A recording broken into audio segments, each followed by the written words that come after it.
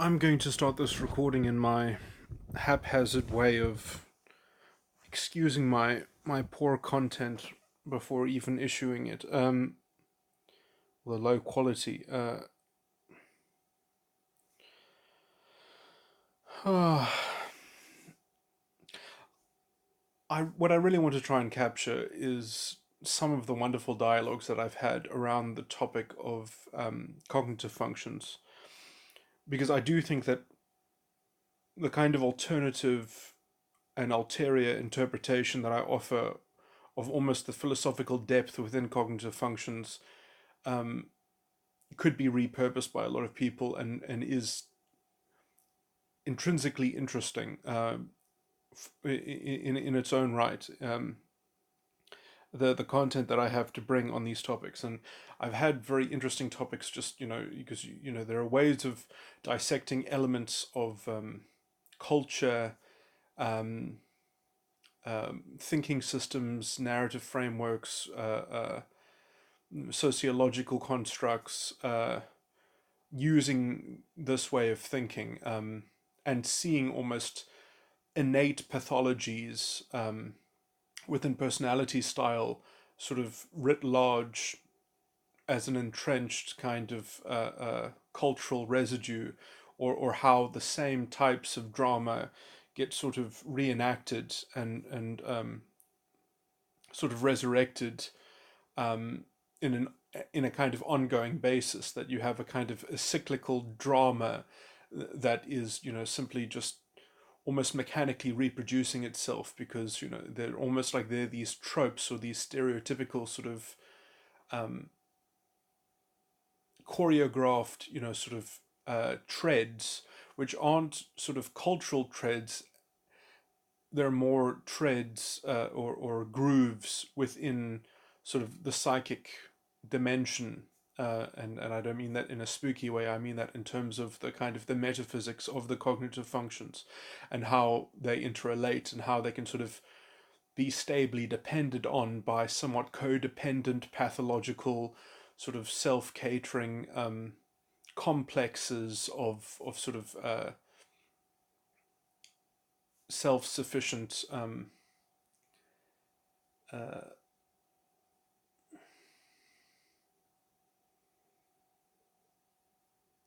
uh, what's a word that sort of just means sort of collaborating in some sort of reactive way with each other. Um, and then usually that sort of seesaw gets a bit tired, and then it sort of gets one upped, or it sort of gets doubled down on in a sort of meta way, in which some new pantheon of sort of role players, or in an archetypal sense, a new dynamic sort of displaces the old one, but it really is the same. It's just new people get a turn to sort of be at the cultural sort of um, at the center, as as the kind of as the symbolic. Culture, I believe, is something like a shared consciousness. In some sense, it's a shared subconsciousness of a kind of a uh,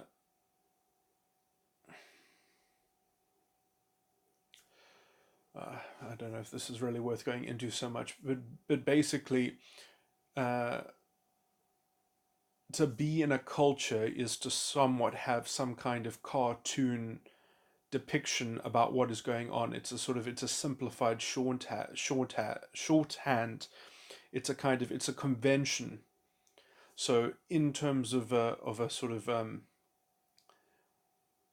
it's a shared uh, lexicon about this is what these are the first ports of call as to how to identify what's happening in a situation. This is the most likely current, in vogue sort of aspect that is at play at the moment. So it's the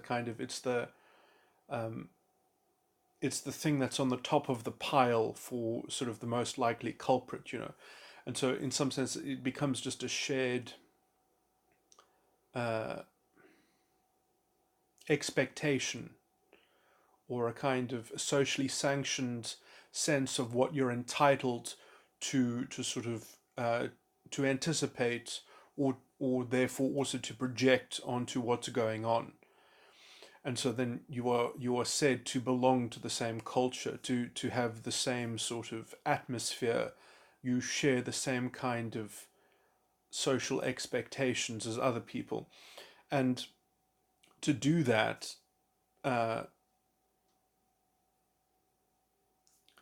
uh,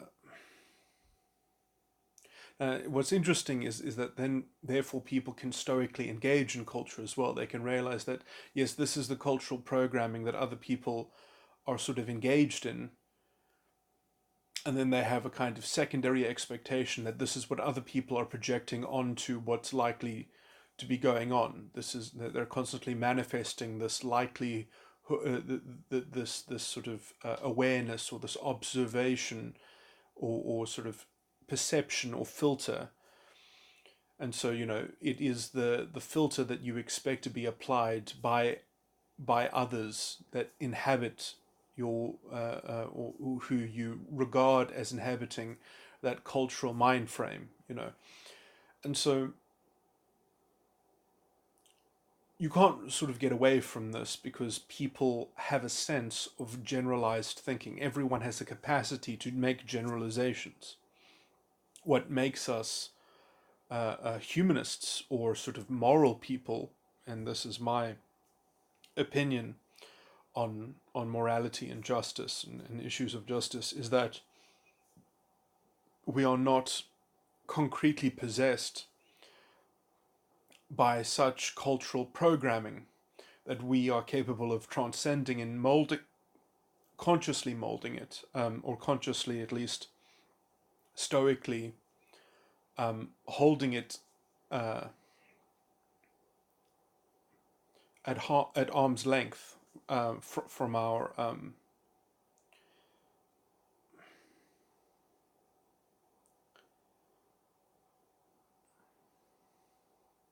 from our deliberations, and our and our thoughts, when we're sort of consciously constructing our mindscapes. And so there is a moment at which one can take responsibility for one's own uh, operative framing of things.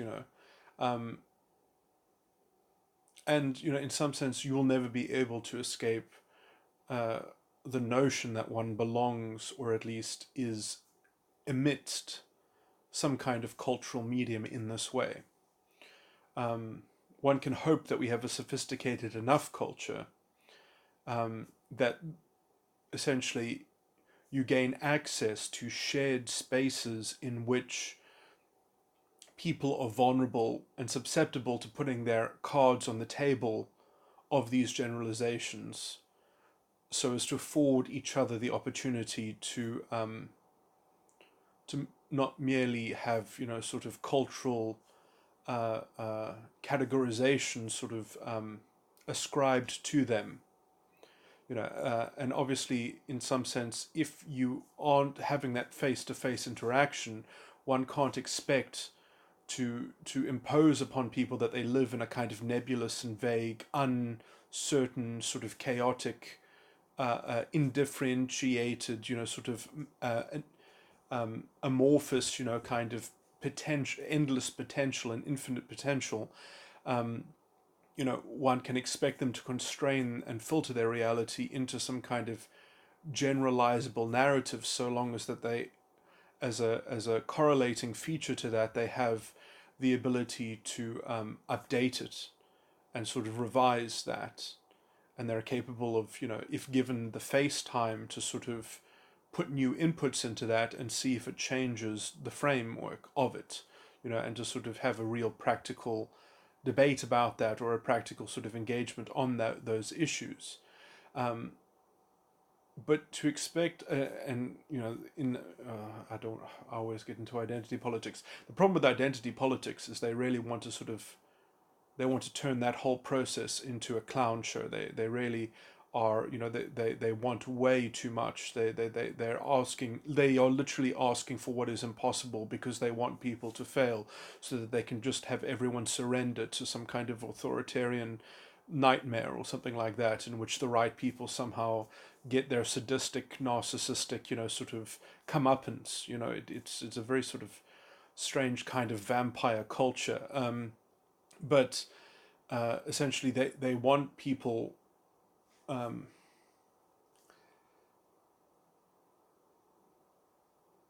uh, Let me get back to this.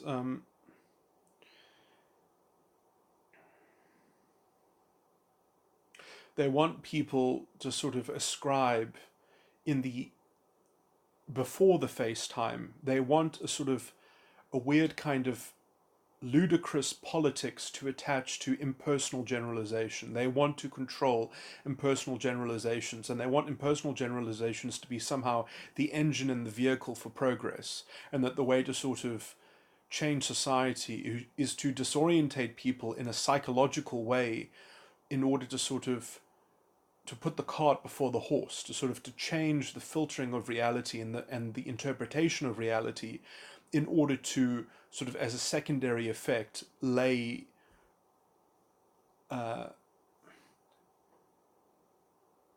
lay the road toward sort of making it true, so it's a weird kind of wishful thinking, but it's a wishful thinking that has to inject itself in terms of this kind of interpretive thing. And so it's essentially to say to people that they're not allowed to have a personal psyche. They have to belong to some kind of collective psyche. They have to literally surrender themselves to a kind of groupthink. It's very, very it's a form of mental illness. I mean, it's a form of disorientation on a scale that is it is really hideous, and one can anticipate the huge amount of psychological trauma um, that it is promulgating, that it is in the process of doing this great damage.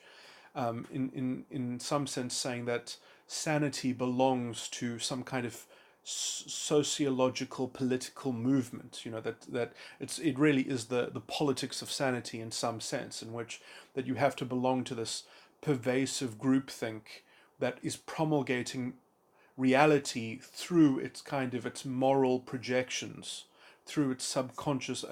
This is related to all my ranting on fascist culture and how it is essentially a subconscious orientated sort of Tower of Babel, and how sort of pernicious and unsustainable it is. Okay, this is too much of a tangent. Now let me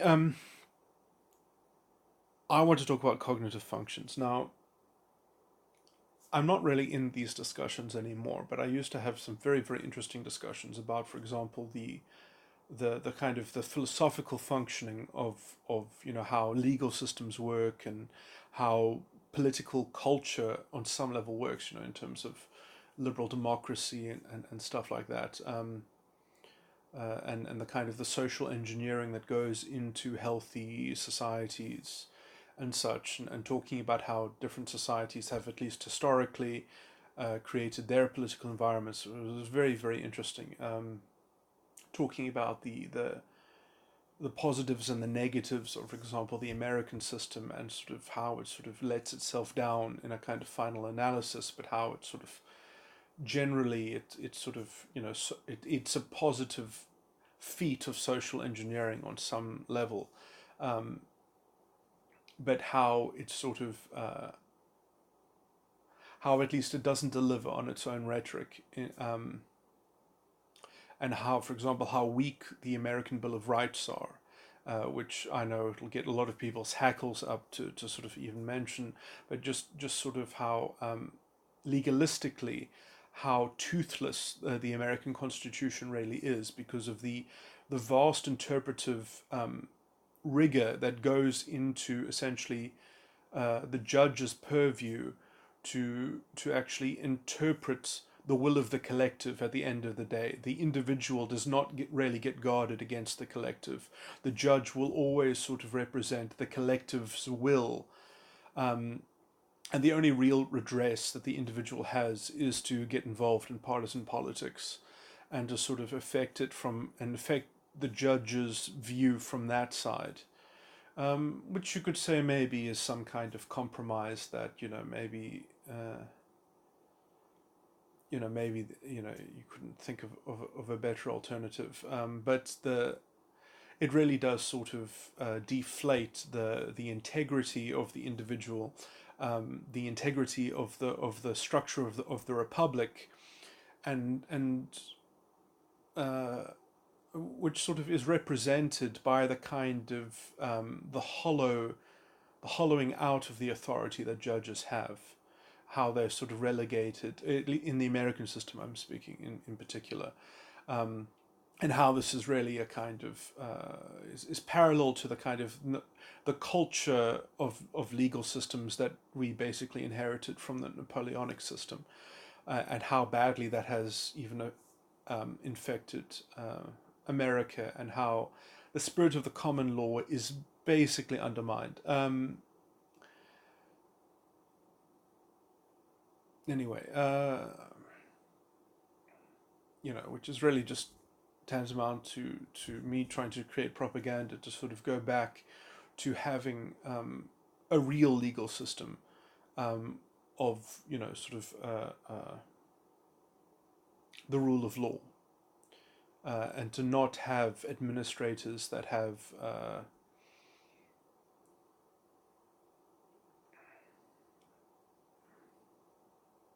discretionary powers, that you have prospective, sort of standards.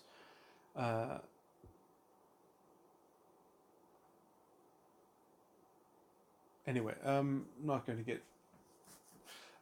So I'm talking about something, and I'm not even recreating the actual sort of substance and the content of that thing. So let me just get into cognitive function. So what I was thinking that I should do before I forget too much of my own content is to start making some basic videos about cognitive functions. And,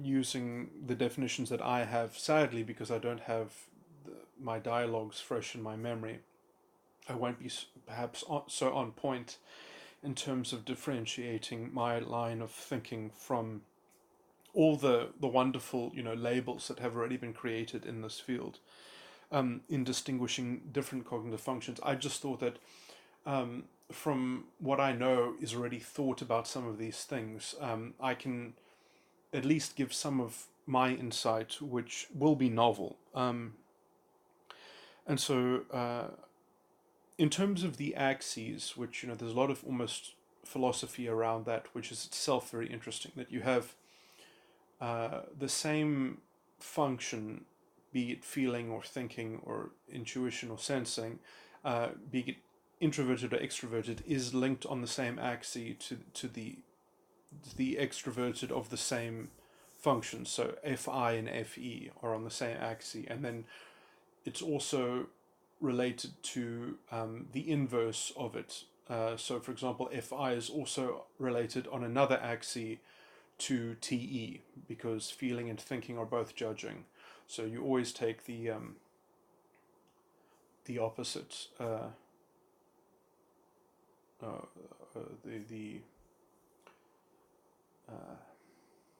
the inverse extroverted or introverted, extroverted or introverted of the other judging function, or if it's a sensing function, of the other sensing, perceiving function of the other perceiving function.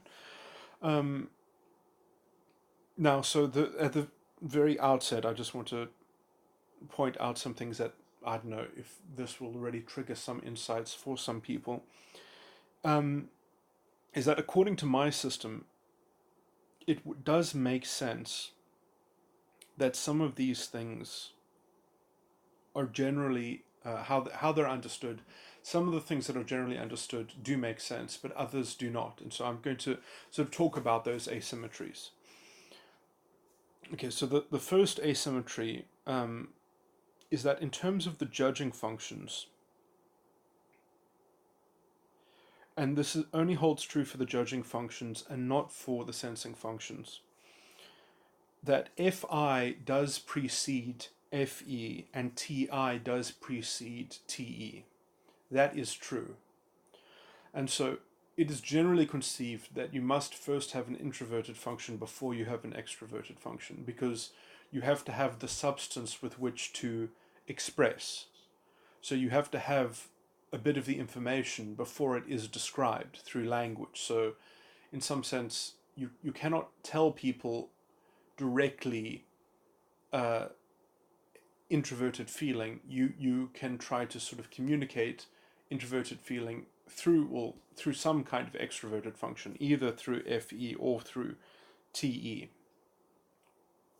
You can sort of intimate it.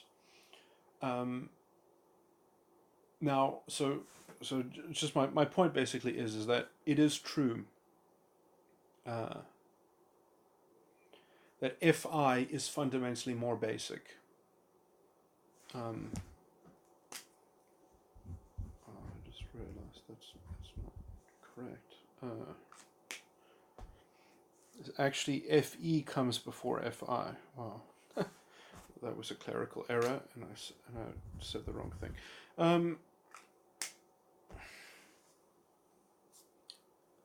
Anyway, so that's quite interesting. Okay, so basically, yeah, it doesn't really hold true for any of them except for Ti.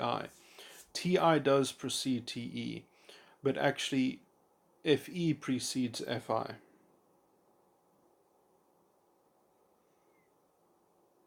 So first Fe happens, and then sort of Fi happens afterwards. And depending on how you define Fe, that's fine. Now, the current MBTI slogans that I see bandied about in describing Fe and Fi are the worst kind of... They're confusing propaganda, I will even say that. Because Fe they call ethics, and Fi they call morals. Yeah, that is philosophically confused, and it is misleading. It would be much better to call it the other way around. But you can sort of complain that everything is just semantics anyway. But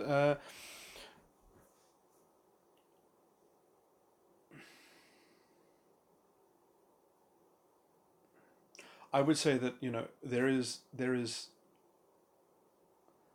morality is a fluid construct that you can say that there are many different possible moral codes and moral schemas. So I would rather use moral as a generic, and moral as belonging to a collective, and a morality. You don't call it ethicality. You call it morality. It is a sort of it's an adjective.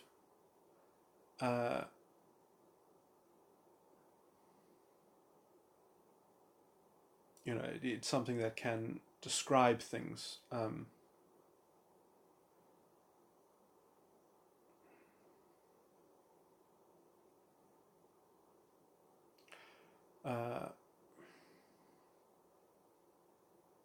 Although when you call something ethical, which I guess is also an adjective, I would say that when you call something ethical, it has to resonate with something inside of yourself. You personally are qualifying the thing as endorsing its ethical sort of qualia. So the source of the qualia is a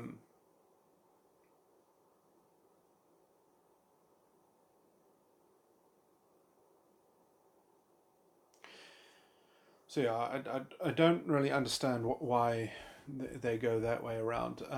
I think it's to try to sort of not alienate people who are FE users, probably, because they I think already too much is conceded to people like them. But anyway,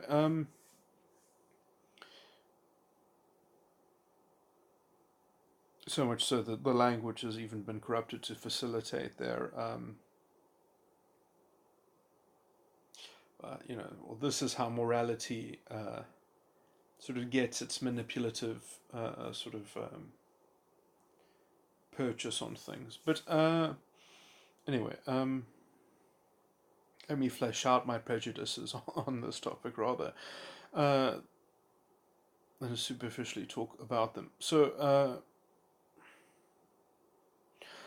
this is an interesting fundamental thing, is that if you say that actually FE precedes FI, then in some sense FI has to be a selective, or at least it has to have a deselective component to it, where it is sort of picking and choosing, and it's choosing what to circumcise, and so it is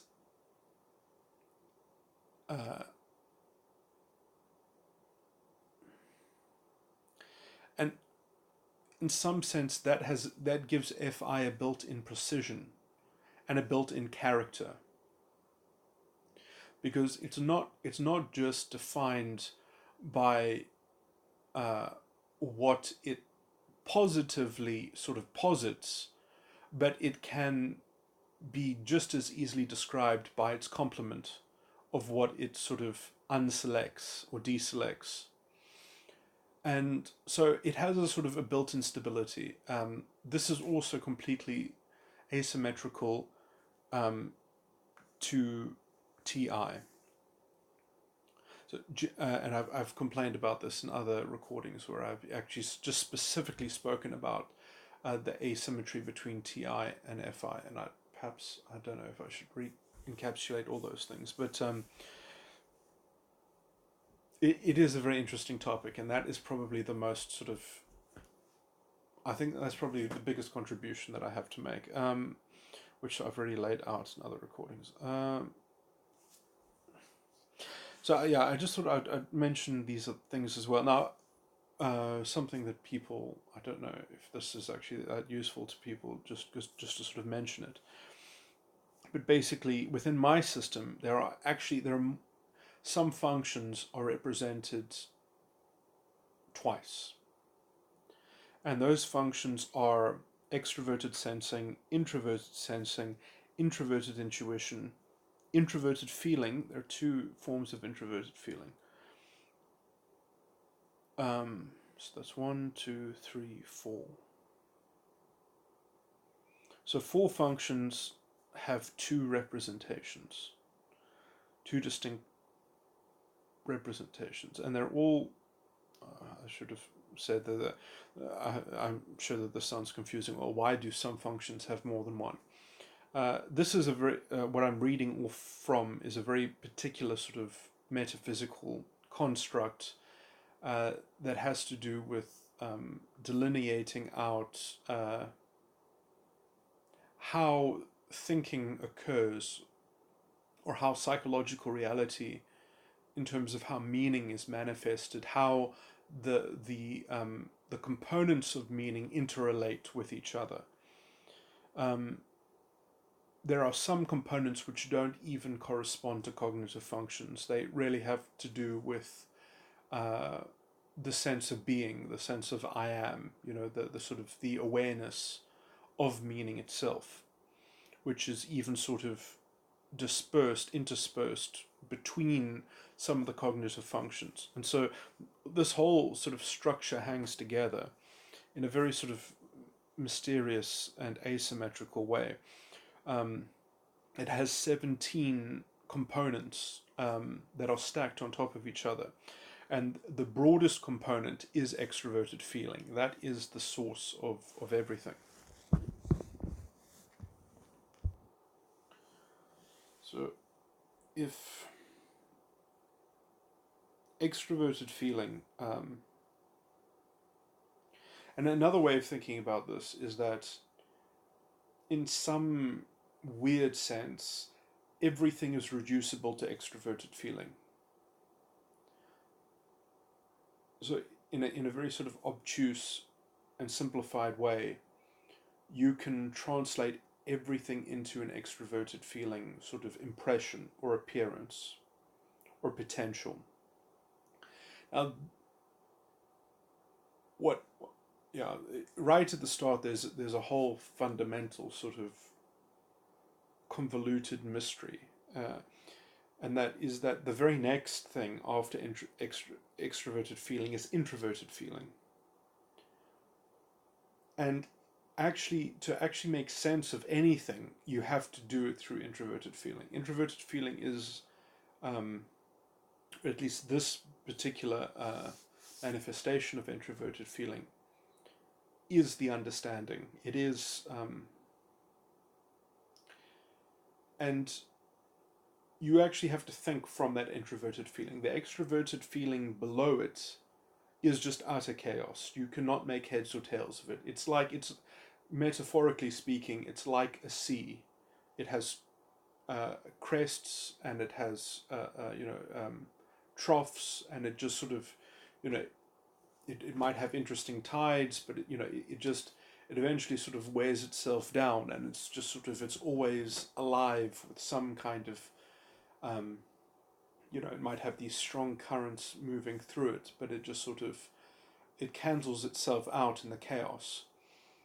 And yeah, I guess that's, I guess, a kind of poetical kind of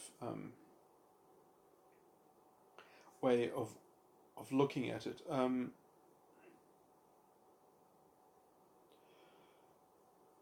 Basically, Fi has to sort of structure those forces in some sense so as to compound going in towards one direction. It has this sense of a compass. It has this sense of navigation, so that you can actually use the sea as a kind of, as a conduit towards some heading, some purpose. And so it's the kind of, it really is the concept of traversing. Okay. And I'm trying to use a nice poetical word like traverse, because it almost has that sort of the connotation of to transcend, um, and to sort of transmute the forces that are sort of, um, held within the sea. um, and to sort of, and to harness it. Transmute is really probably the best word. So uh, there are other archetypes that correspond to these things. Like Fe would be like the flesh, and Fi would be like the spirit. Um, the face upon the waters of the deep.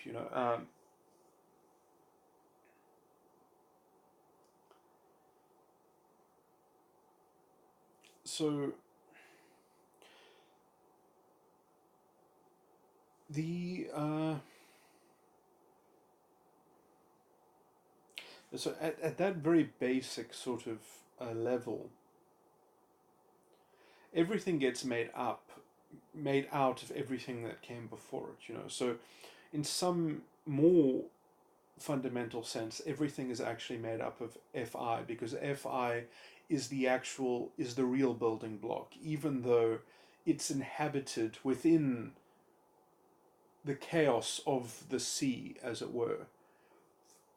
But the sort of the system of forces that sort of that are being tracked, that are sort of seen as a kind of, it's weird, because Fi is almost the input of coherence. Is the even the concept of coherence is not within the sea itself. It's fundamentally chaos. To make coherence out of chaos, um, is the self-identifying character that sort of emerges because of not only the selection of what it should be taken as inclusive of its character, but what is deselected and excluded, the elements that are jettisoned. Um,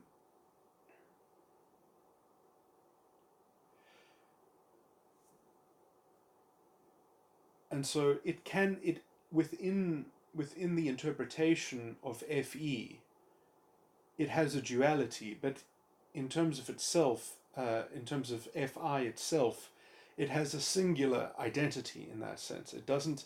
It's not reducible to a dual quality. Um, but in material terms, in inverted commas, material terms, um, it can be represented as having a dual nature. Um, but according to itself, it has a singular nature. Um, and that is how it is that is how it is a thing that traverses. And that is also sort of the beginning of the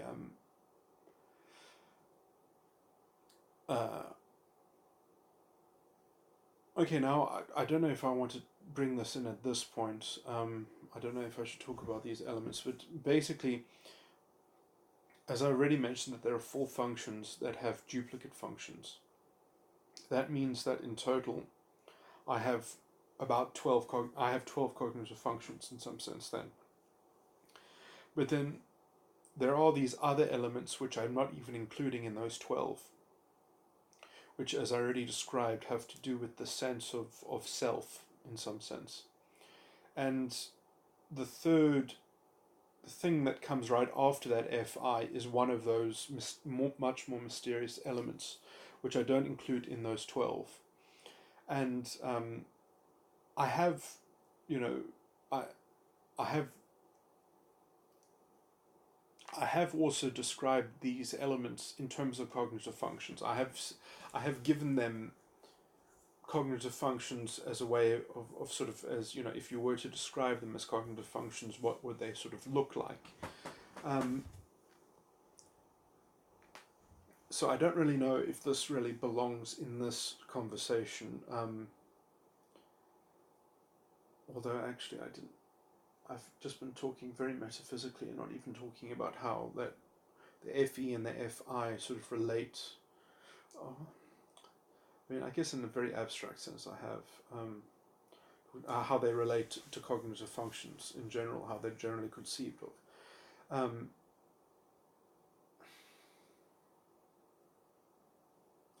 it does get very sort of, I guess, abstract, especially near the start of it, because these categories are so broad, are so very, very broad.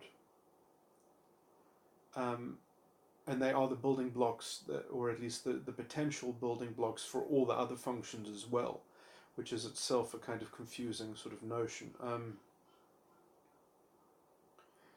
Anyway, so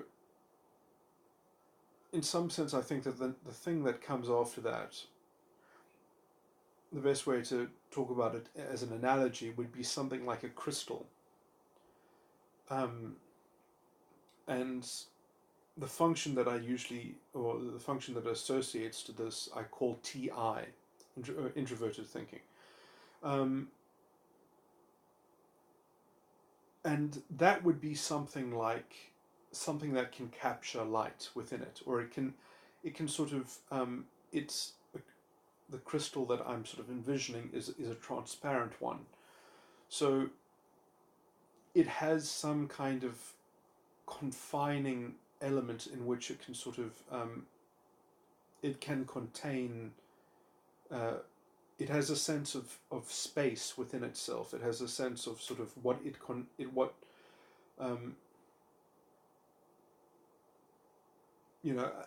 I think that this is what is described in Genesis when it talks about the waters being the waters divided,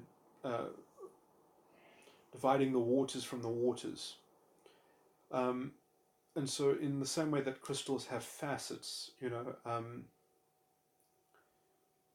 so it's not so much that it contains things within itself so much as it contains various surfaces that have the capacity to sort of reflect upon, even it's in the word facets, aspects within aspects, And so the kind of the faceted myriad of sort of categorization. So it's sort of the ability to create a sort of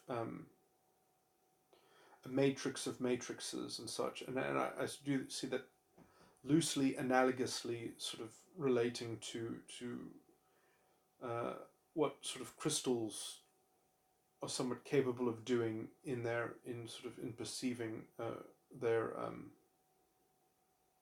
if you hold a facet, if you hold a faceted gem or crystal at different angles, you can sort of get various configurations of a kind of a multiplicity of intersections and permutations. Um, and okay, I don't know if you can see how that relates to sort of dividing the waters from the waters. Um, I see that as sort of being symbolically represented by a faceted crystal, but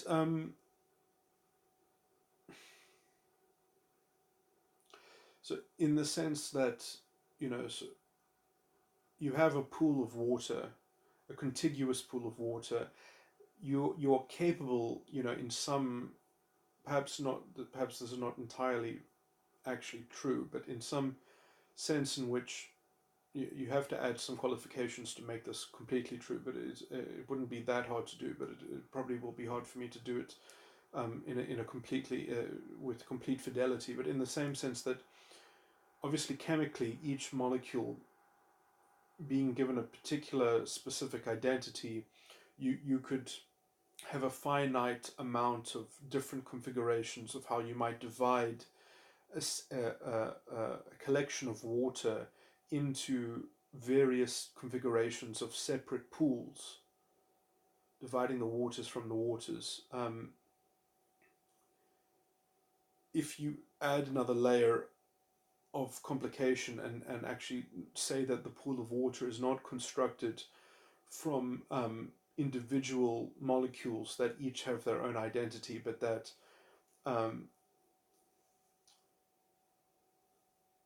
uh, actually, I had an intuition of it. Now I've sort of lost the idea. But what I was going to say is that if the pools of water themselves are themselves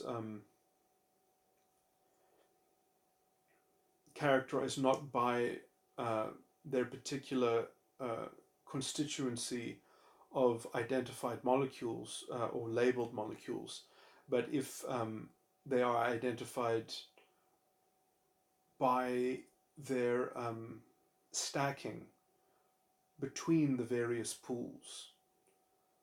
And so if each pool just has a kind of an identity as a consequence of its relation to the other um,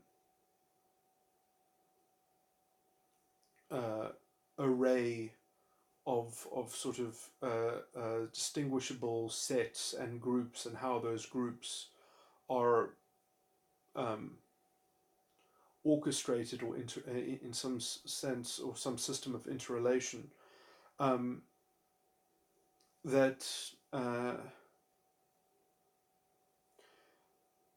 I do think almost by definition, I guess, because in some sense I'm opening a Pandora's box of saying, well, then by definition, you can concoct an infinite array um, of potential permutation.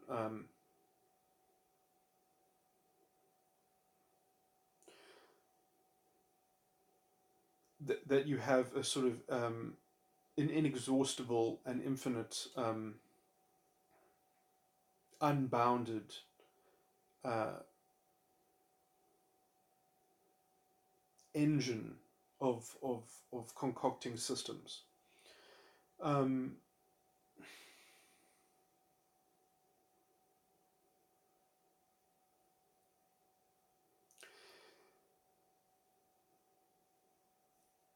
Now,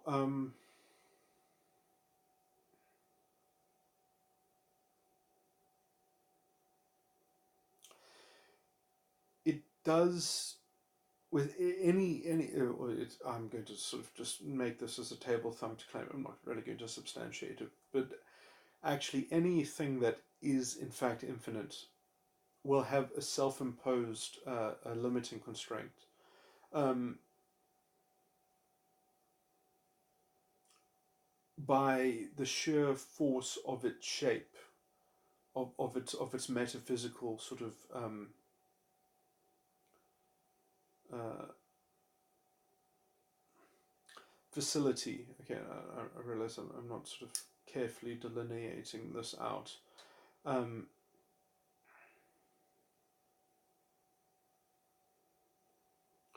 and I use the word shape because it really has to do with the kind of room that it affords itself in order to create an infinite scope will always produce a converse uh,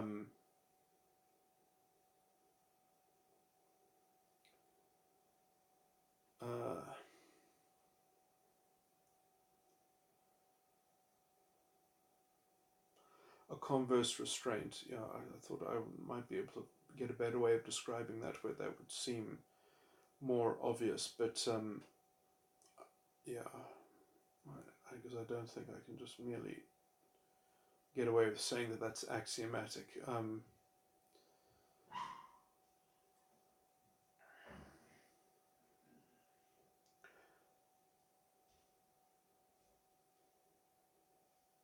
Anyway, so actually probably perhaps it just because it isn't axiomatic, um, but I think that doesn't that's not the end of the story. That actually later on, there are more sophisticated levels of looking at this in which it becomes more completed. Anyway, so in some sense that TI really becomes the throne of consciousness. It is the seat that is yet unoccupied.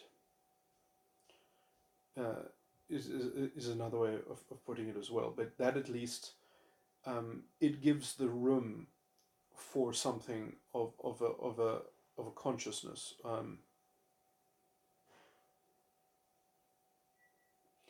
I would relate this to in the Kabbalah. They before they when they're talking about the tree of life and the wow, I haven't dealt with this in such a long time. The I can't even remember the name of the Sephira. Uh, but before you get to any of the Sephira, before you get to Keter, they talk about the three sort of waymarks before you get to the first manifestation of Godhead generally, or Keter is the crown, but is you get Ein Sof, and Ein Sof and basically what I just spoke about is probably related to Ein. Um, so my interpretation of Ein Sof, and Ein Sof is much more simplistic than other people. I know that how much they love to go on and on and on about Ein Sof. Is that basically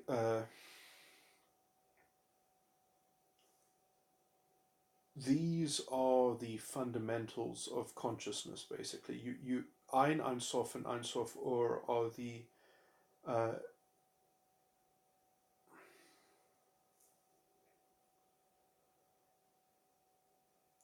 fundamental building blocks of having consciousness.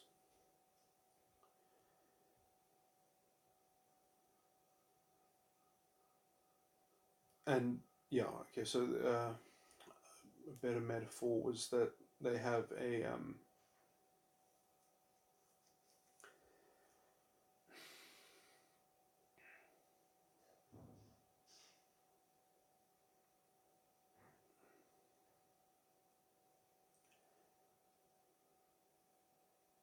it's like the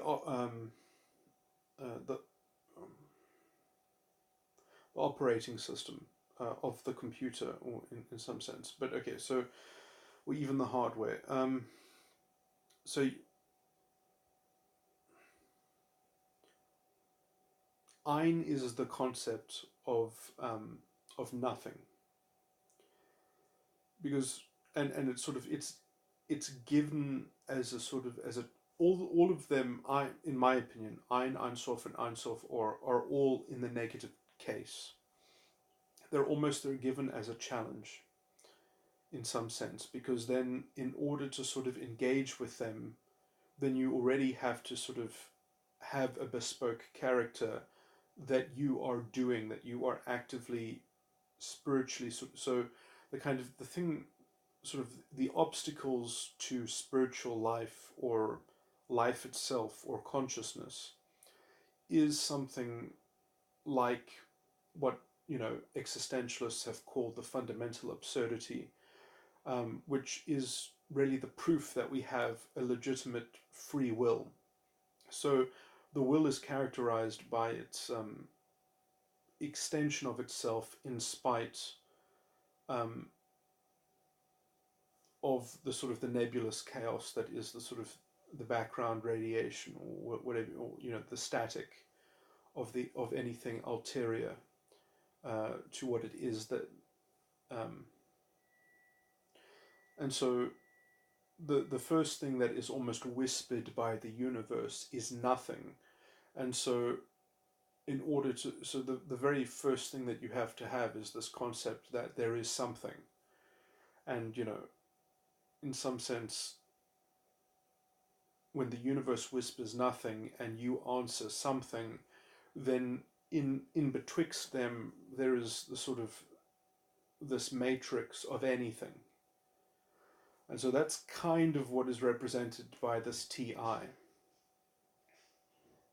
And then just to go on a bit further, although I don't know how much this will relate to the other aspects that I talk about, is Ein Sof is the concept of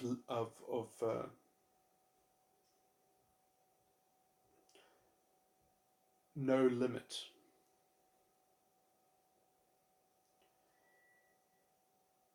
And the what that effectively does is that creates the concept of space. Um, and so sort of already being given the concept of no limit, it's a very annoying concept, because if something doesn't have a limit, it doesn't you can't picture it. You can't but as a kind of as a sort of as a block of wood that you carve back something out of, so um, it is a sort of it is a an expansive, most fundamentally infinite starting position from which that you can sort of construct conscious conscious objects.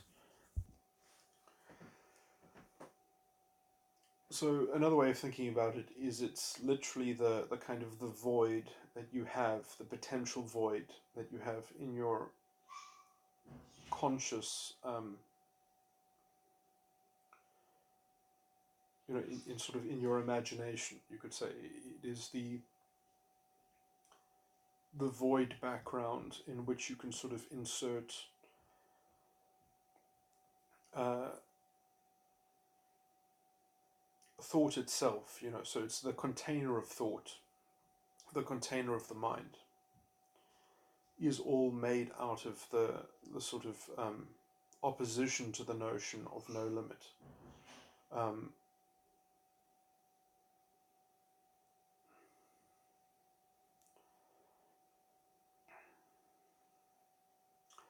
and so all these things, in some sense, Ein Sof, and Ein Sof Or, are something like objective preconditions to consciousness. And to call them objective is also, it's a strange way, because it's already, for something to be objective and of consciousness, Um, it's something of a convoluted, sort of proposition already, but we can just sort of acknowledge them perhaps as somewhat being, well, I mean, it's one way of having a systematic way of describing sort of or observing operative axioms. Um,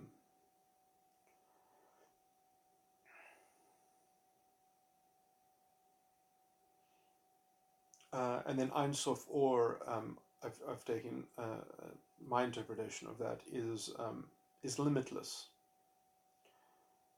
And I'm not going to get into this because I mean I could talk about it, but I don't really want to go into it so much. Partly because I don't want to think about it now and change my mind about and sort of change my track too much and sort of go down this rabbit hole, but it doesn't sort of, I don't preemptively remember what that really has to do, but I know what the summary of the final cause of this is. But basically, the concept of limitless is where the notion of motion comes from. Um, and when I say motion, I mean motion in the context of consciousness. And so what I'm talking about are verbs. And so the concept of limitless is where we get the sense that of almost volition and having grammar that involves the purchase of of verbage um, uh, that it is something that is being that is in the motion of it being of it having or doing or being. So it is the sort of the ing. Um, and yeah, sorry, I'm to leave that as a sort of half baked sort of thing. I don't want to get into that. Okay, huge tangent. Okay, so now I've just talked about TI in a sense that I don't really want to talk about it because I don't even consider that to actually be one of the real cognitive functions. The actual, there's only, according in my system, there's only one actual TI, which is actually right in the middle of the whole thing, which is the ninth sphere, which I also sometimes call it the door to heaven. And it is the only TI that actually exists as a cognitive. So there's only one TI, and it's right in the middle of the whole thing. 9 out of 17, it's like right in the middle.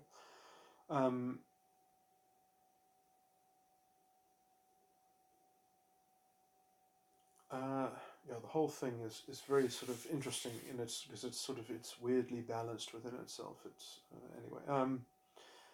Okay, let me not jump ahead. Okay, and then the fourth function I relate to introverted sensing. Fourth going in order of my weird metaphysical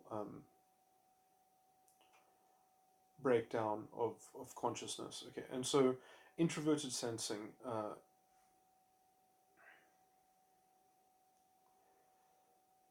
And I've just spoken about a weird version of introverted thinking.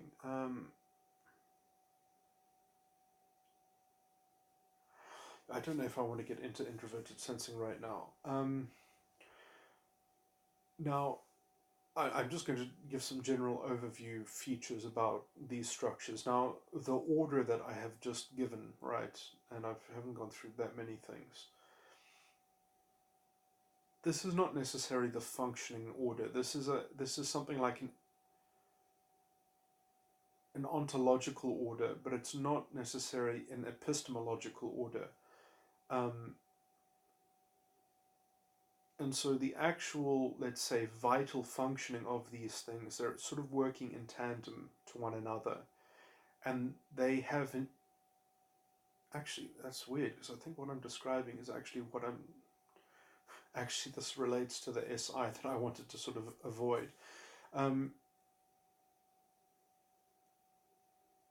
yeah, so yeah, that is almost freaky.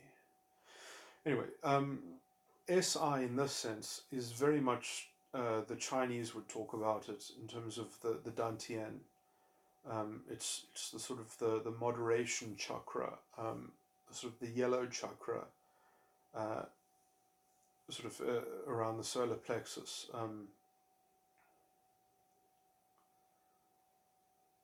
The kind of right at the end of the. Oh, actually, no, you can't really say that the Dantian is in the solar plexus. So,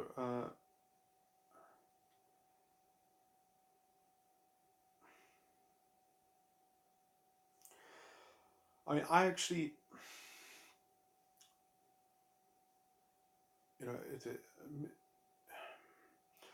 I've always generally related this to sort of just below the belly button, actually, but I don't know, talking about chakras on the body, that's a bit too pathetic, I think. But at least symbolically, it does make sense that it sort of relates to the gut feelings and digestion in some sense, in as much as now we have discovered all the nerves around uh, the gut and how related they are to the brain and the nervous system and creating things like serotonin. Um, that it's like the second brain, right? And creates very important neurotransmitters.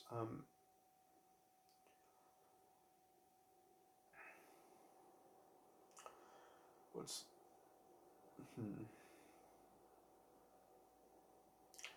Yeah, it's not very useful talking about the body. I think I was starting to talk about it pretty well metaphysically. Is that um,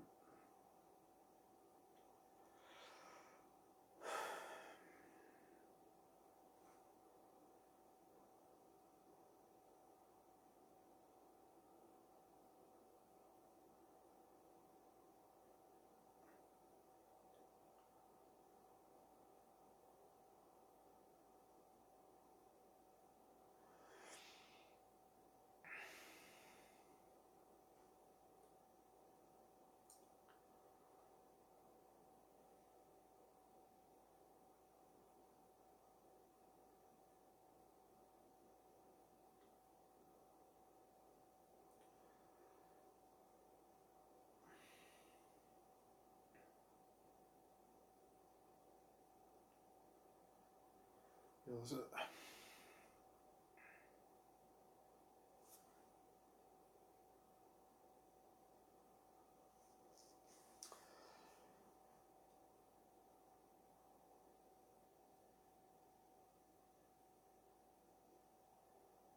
the weird thing about SI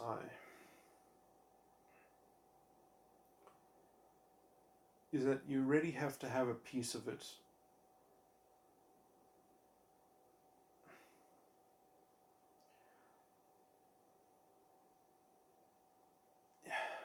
Hmm.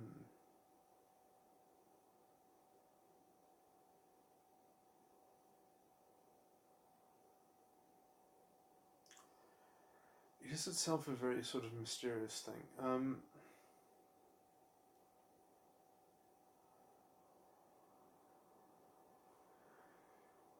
All of these early things are so.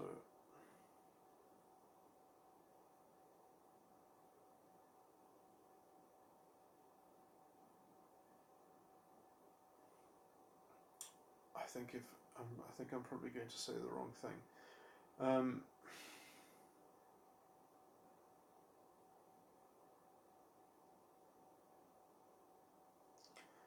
it has a very sort of strange logic to it, and I'm probably going to talk about it in a much too sort of cerebral way. But I think I was on the right track when I was avoiding it completely, and I was just talking around it because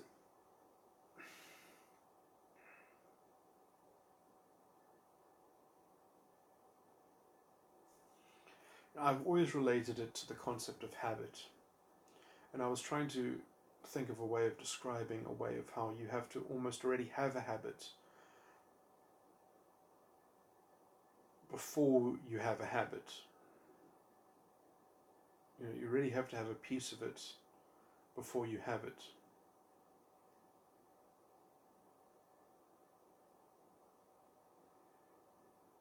So how do you construct pieces of a habit?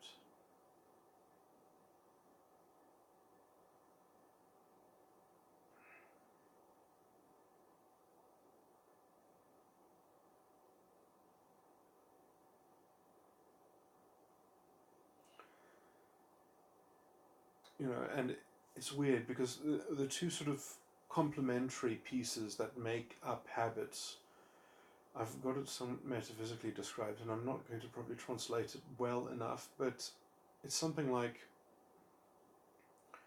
you have to know what it is that you're not doing,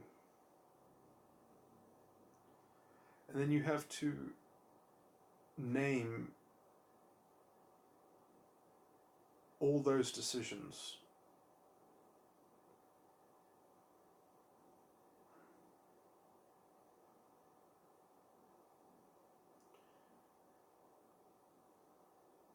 As your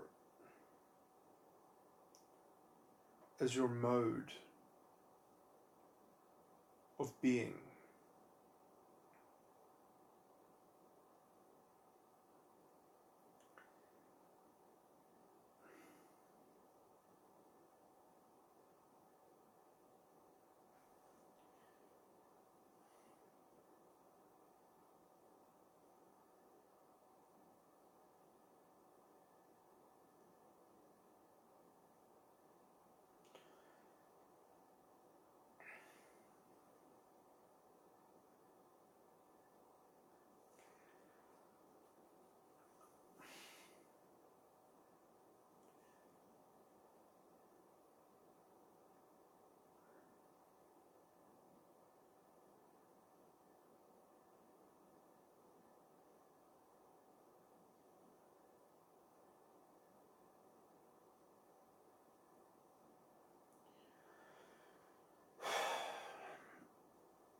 There are too many things that I think I'm living out of this, but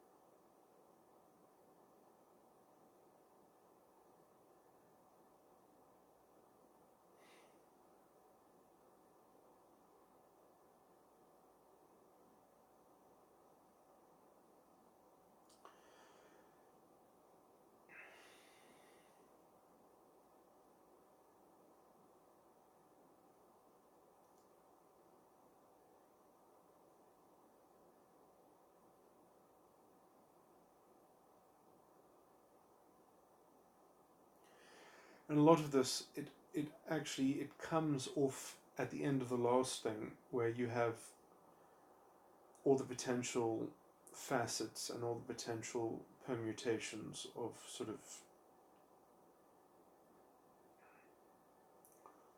almost an infinite scope of potential systematic ways of sort of looking at things. But once you actually start to sort of meddle upon that platform, you start realizing that there are actually very few configurations that actually don't disintegrate into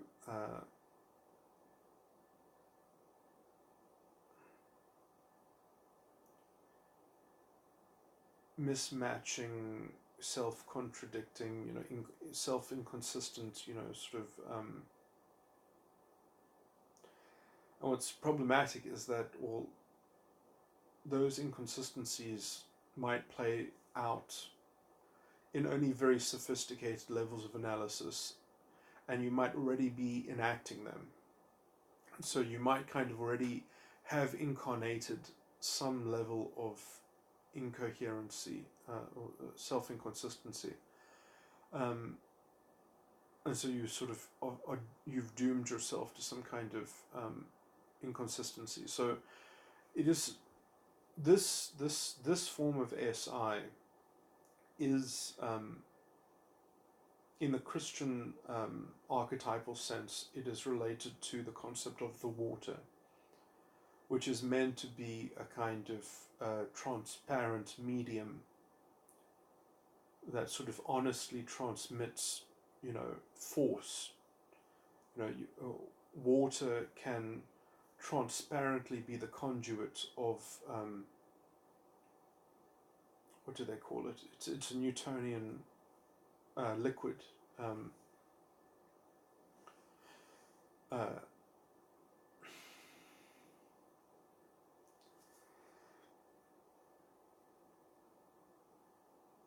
while also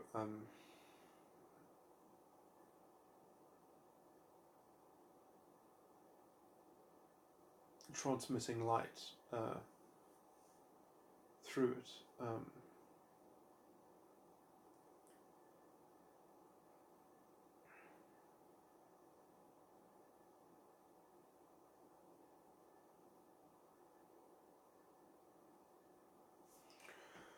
Okay, what's the... and I'm going to preempt something, but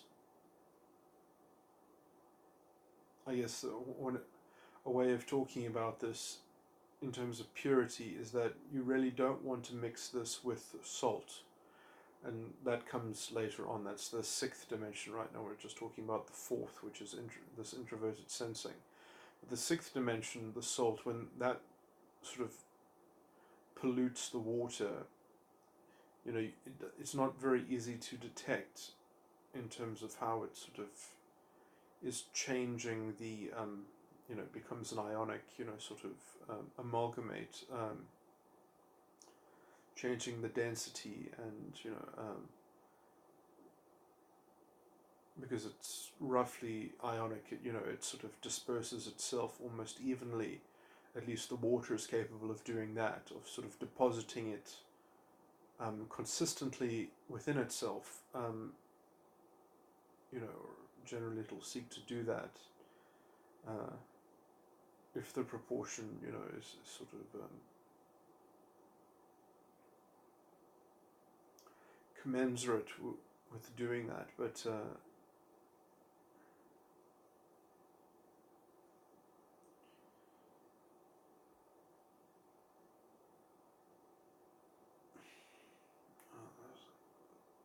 much too abstract, sort of an analogy, I guess. But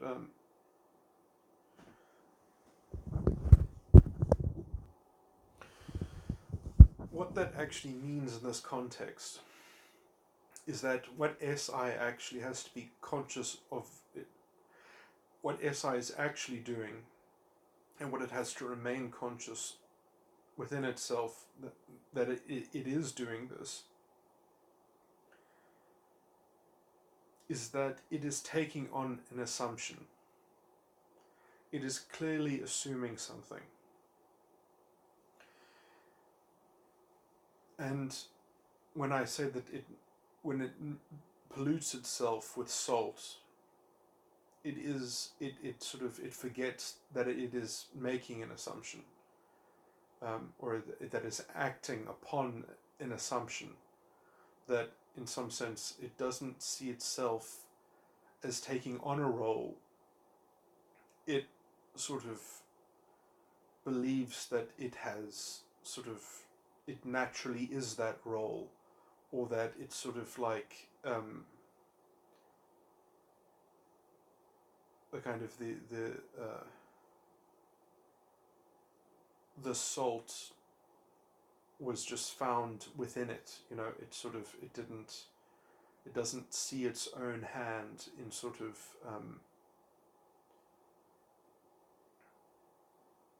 it is a strange kind of sort of self-deception in some sense.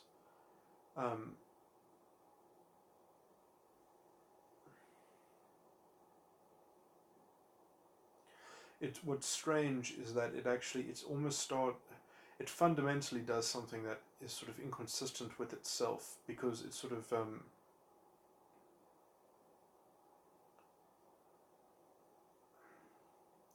it makes an assumption about itself uh, not making an assumption. It has this sort of it puts itself in a paradox in that sense. It places itself within a paradox.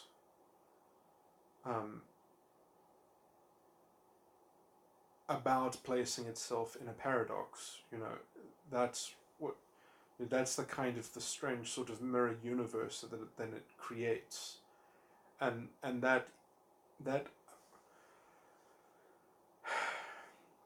that kind of infinite regress, I think, can somewhat be summed up in the idea of a salt crystal dissolving in water. That is what the water has then swallowed. It has swallowed this house of mirrors, concept about itself, and so that it can always get away from the fact that it has done that to itself, by externalizing or exteriorizing that role that was sort of cast upon it. So it's a I don't know how much further I can go than the concept of paradox, because it is sort of making its own recourse to its own transparency. It's placing that thread in an enigma to hide it from itself.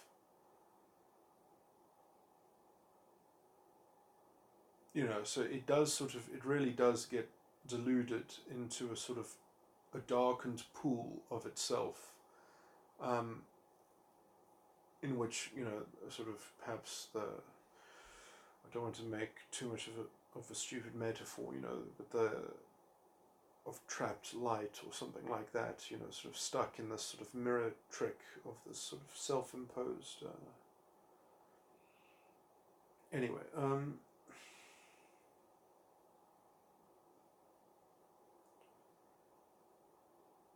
should I continue? The fifth dimension, which then is only properly functional if the fourth one is working, if the water is working. Now I'm talking about things. It's weird. How should I put this? Different personality styles are corrupted in different ways, or have different character flaws, or because of the false ego operative within them, because of the complex of personality style, the configuration of their false ego. They have different metaphysical issues sort of stacked in different ways. They have a different kind of insanity. If you don't want to use such a charged word, they have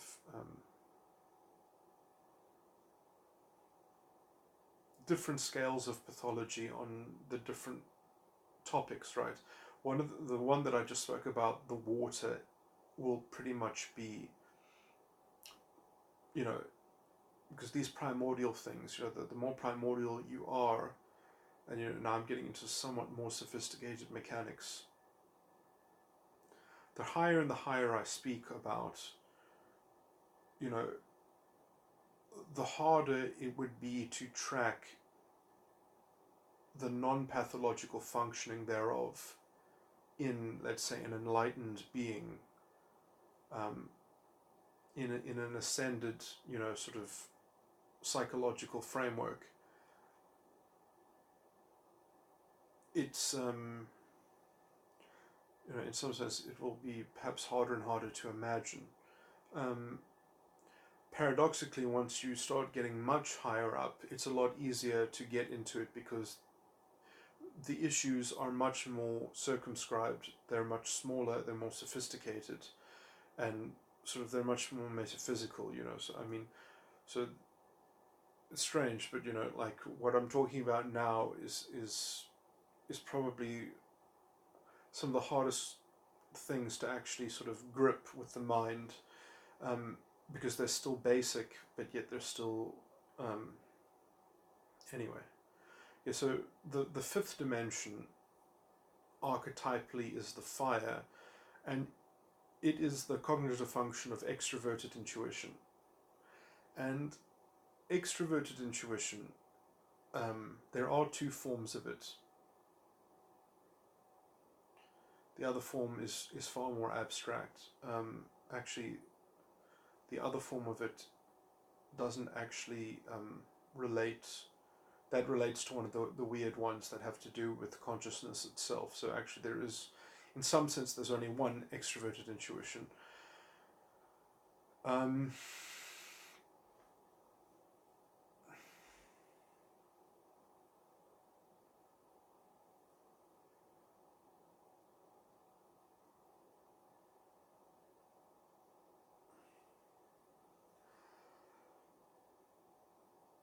It doesn't really. Actually, I mean, I think this doesn't. This is actually not that an abstract sort of thing. I mean, it really, this kind of extroverted intuition, um,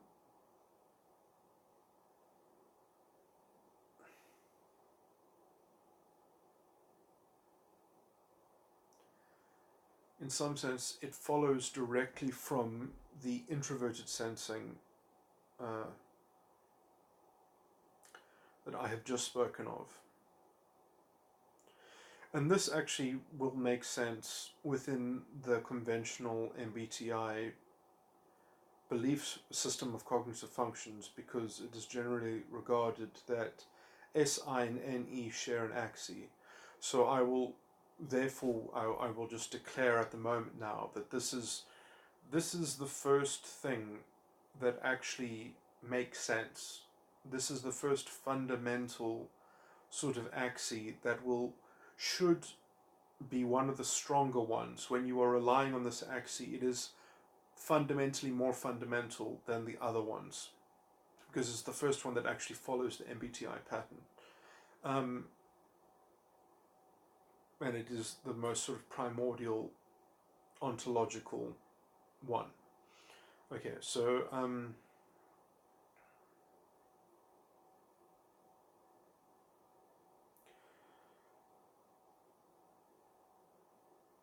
I'll also say that SINE. Actually, I don't want to make, no, I won't make comments like that because it would be unwarranted.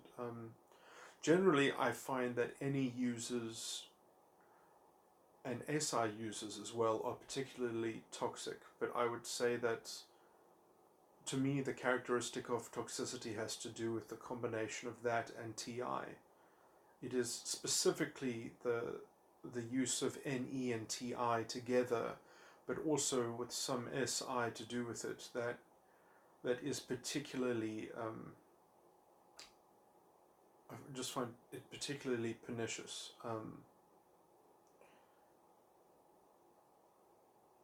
But I probably shouldn't make such general sweeping statements, because I don't actually have that much practice with sort of being mindful of all the cognitive of all the different MBTI sort of stereotypes and archetypes, and different ways that people do things, and tropes and stereotypes. Anyway,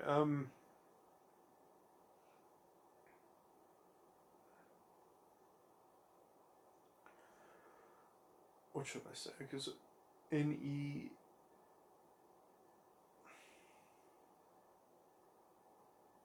It's interesting. I do think that, from my perspective, most people's use of NE is particularly specious and weak. And that would generally have to do with some corruption on the level of their SI.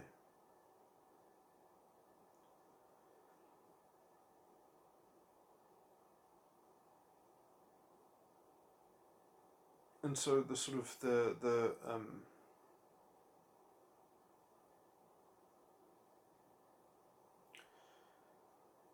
the layers of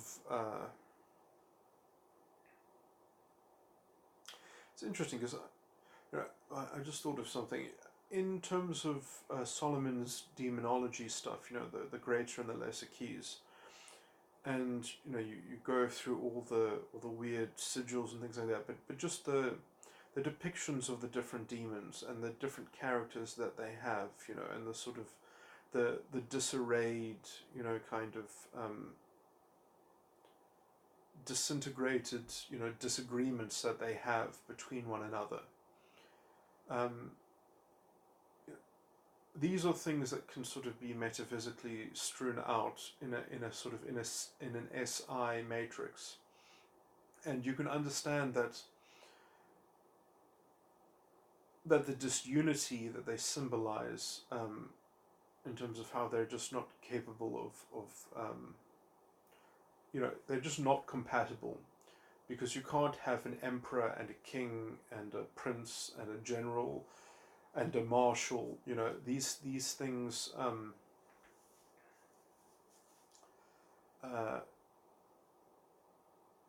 they're going to sort of create contentious factions between one another. Now, even being able to construe those levels of disagreement,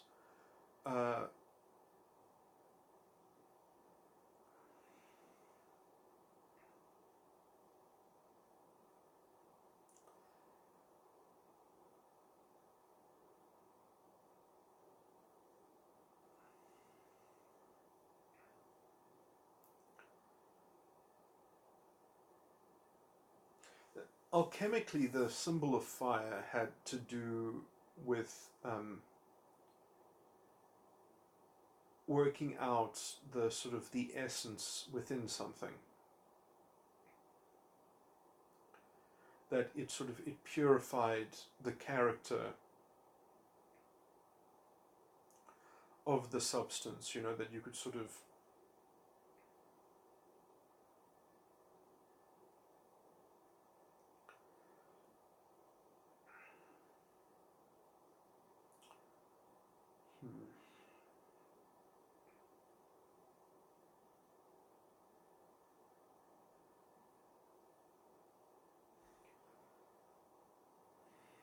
what am I trying to say here? Is that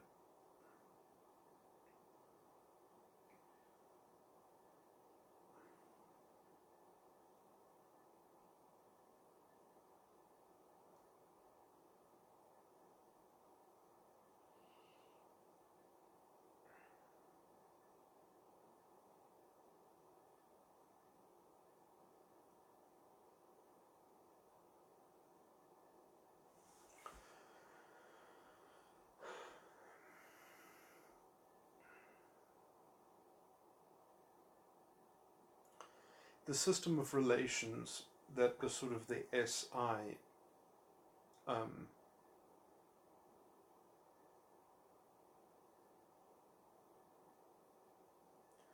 field of habits and sort of roles of life that are available, and so therefore give you the conduit of how to relate within your own beingness, and in terms of adopting a role, and then how those roles are either compatible or incompatible with other roles. Although the SI doesn't give you the sense of compatibility, the NE, let's say the fire attached to each of those roles and those characters, will sort of, the concert of fire, the which I'm trying to say in a strange analogous and sort of poetical way, that there is a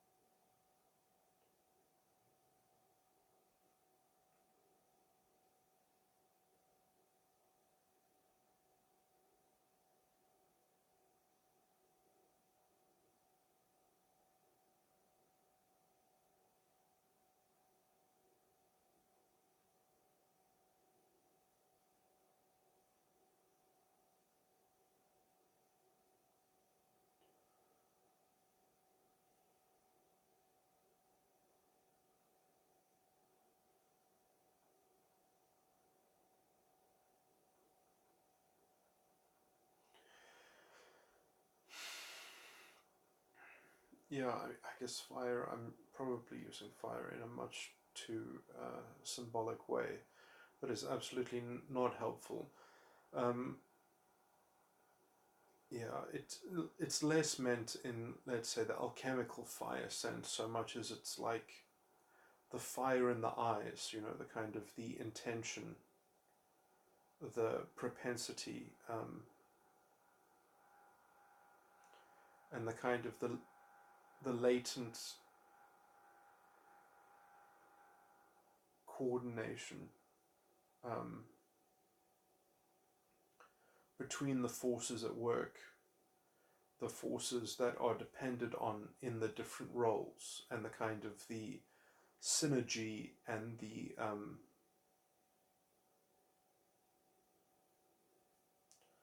so in the kind of in the concert of motion, but in the motion of the roles themselves. So the functioning of the roles themselves according to their own internal sort of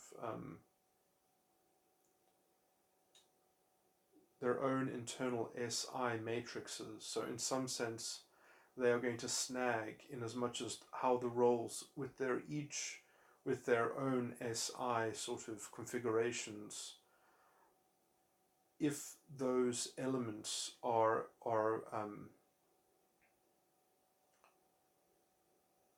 revealed or communicated to one another, or how they appear to one another, um, because they might also snag and interfere with one another in ways in which are not understood by any of the participants, just because of how the roles themselves intermingle in their concert of motion. And so there is a new dimension here, which in and so as you go into these different dimensions, although it's not been so clearly delineated by me, also because these things, the lower dimensions are particularly sort of abstract and complicated, but what is happening is due to a synthesis of what has come before and what has just happened and what is and now what that is giving rise to, um, there is a sort of there is a mechanical um, emergent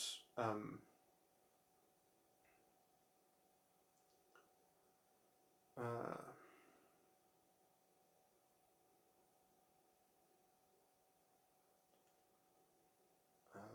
field. So you're sort of getting fields upon fields in some sense, and they all have now this extra convoluted and or there are two things that are convoluted and confused now, because ever since you had from the fourth dimension you've had the waters divided. Oh, sorry, that was actually the third dimension. The waters divided from the waters.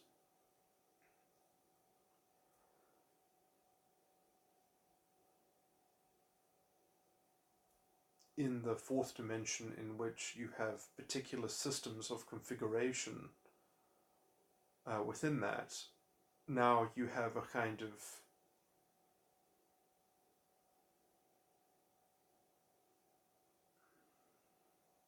a new science of how those things combine upon and between each other, which was something that I tried to sort of allude to within that, because that is also there are also ways of tracking those things within the waters themselves, but again, that doesn't actually. This is a complicated question, no, this is a complicated issue, because what I'm describing now is that there is a God in philosophy and there is, let's say, the incarnation of the Son of God. Sorry, this is really getting into other topics, but just because there's a God in philosophy doesn't mean that we can know that God. There are other aspects. There are other um,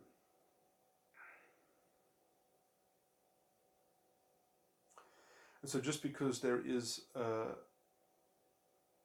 hypothetical sense in which there is a conception of God that already sort of knows the resolution to all these things,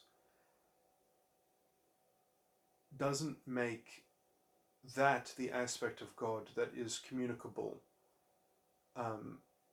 It might be hypothetically known, but actually fuck yeah, to get into this issue now, but that really has to do with the Holy Ghost. And the thing is that you never know the Holy Ghost. You can live within it, but you can never actually, you literally cannot know it. You can get other things from it, but knowledge is not one of those things. In some sense, it is how you know life, but it is not what you know about life. It's not an adjective. It's a kind of philosophical contentment, or it's or a metaphysical completeness. So it does become a knowledge of metaphysical completeness, I would say, but it does not. That does not give you the detail of adjectives in an immediate sense of a perception of life. Okay, this is really obtuse.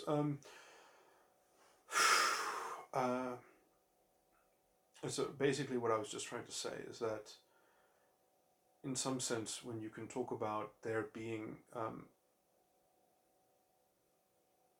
hypothetically sources of knowledge within the water itself that already has the answers to all these questions about how to resolve this and things like that, that could very well be forbidden. And in fact, in the sense that I was just going into that tangent, that is a specific example of something that is forbidden. It is forbidden to know the knowledge of good and evil. So although it hypothetically exists, to know it is literally to displace a connection to God, or at least the other. It substitutes for the other connections to God.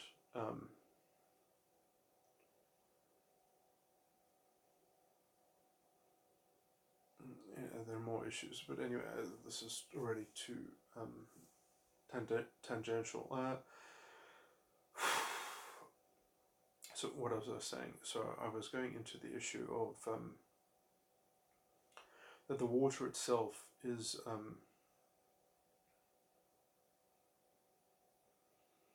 when you reduce all the issues above the water into just issues of the water, which itself already contains the perception that there are different systems of configuration. There are different roles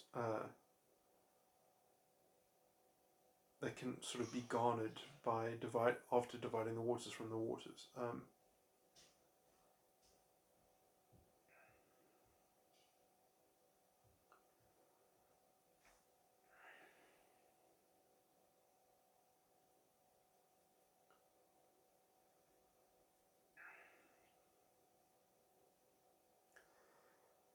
The kind of the kinetic energy between those roles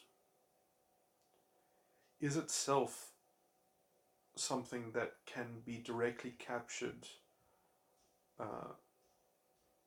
by other configurations of, to call it water knowledge or something like that. Many aspects of that are perhaps distillations of wisdom, if you'll excuse the pun, Um,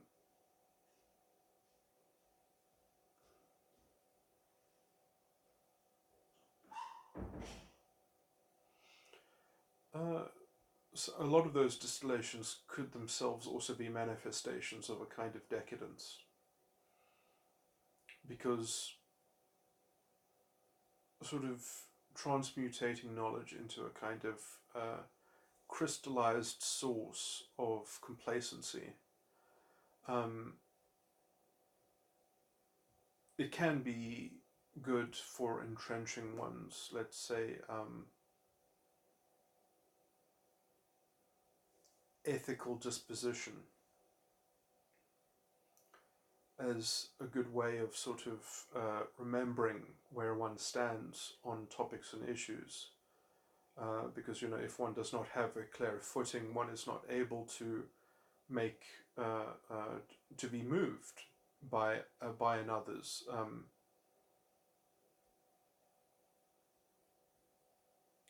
arguments or suggestions. That is by itself a very good summary word of the water itself. It is because of the assumption of a role, which is in fact that is the form of its of introverted sensing, is the assumption of a role. It is itself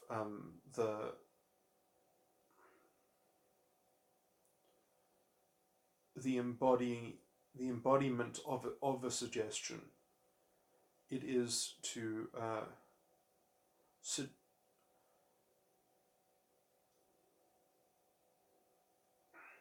it is a suggestive mode of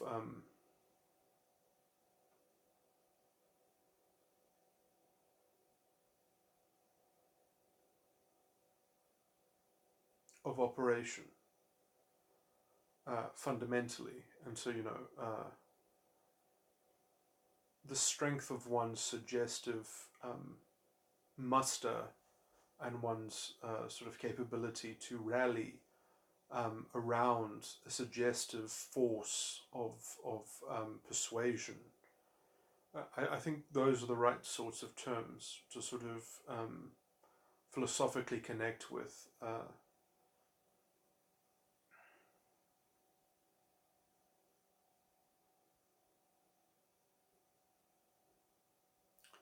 the the um, the functioning of, or the proper functioning of introverted sensing in this sense, in this introverted sensing sense. There is another more sophisticated one later on, which is a real another one. Um,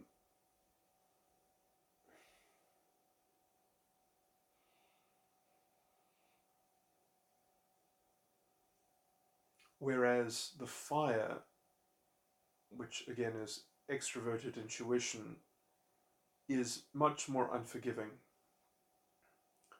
because certain things either correspond or they do not correspond. They either can coordinate with one another, or they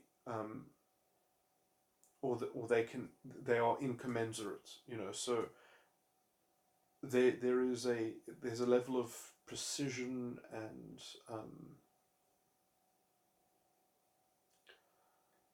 so there's a much more exacting science to do with extroverted intuition,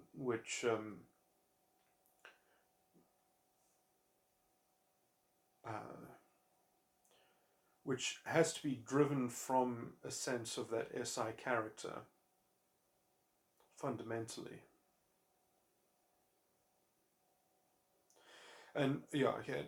Another point which I should also point out is that here you'll also notice that extroverted intuition, actually, I'll tell you because I haven't said this, but this far precedes any introverted intuition. The forms of introverted intuition come far, far later in these sequences. And so extroverted intuition is ontologically primordial to introverted intuition.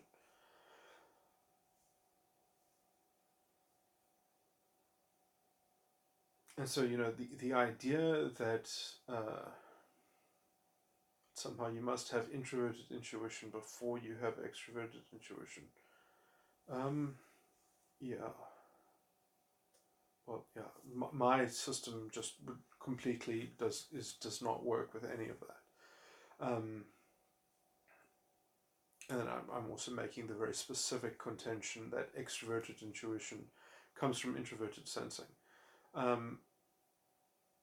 Now, I do actually have definitions of the cognitive functions, which I don't have the energy to go look up. I've actually got two sets of definitions, one which is very, very technical and very curt, and another which is much more humanized, although that will have its own jargon, which will have to, which actually has its own system of sort of interpretive system, which is interesting in itself.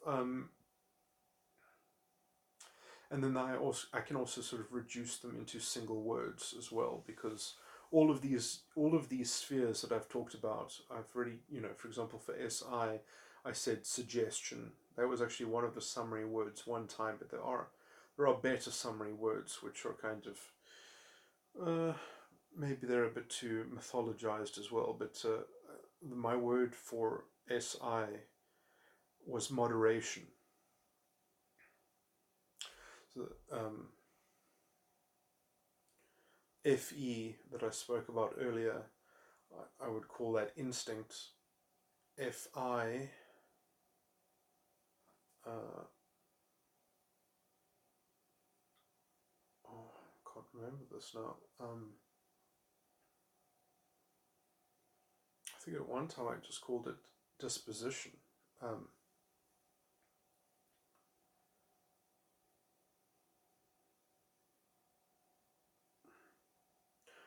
No, I called it prudence. No, that's not right. I think NE is prudence. Oh, now I'm going to sound like such an idiot. Yeah, I believe the NE was prudence. What was the FI? Let me think about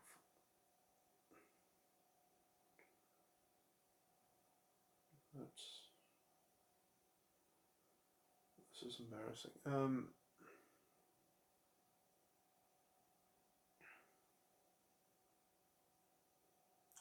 Wait, it would be.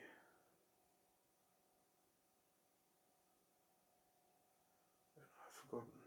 Oh, that's embarrassing.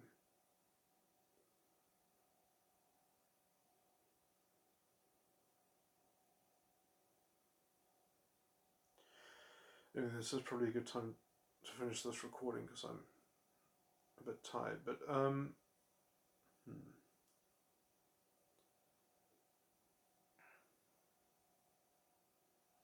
yeah, I'll try and get my ducks in a row so I can have a more intelligent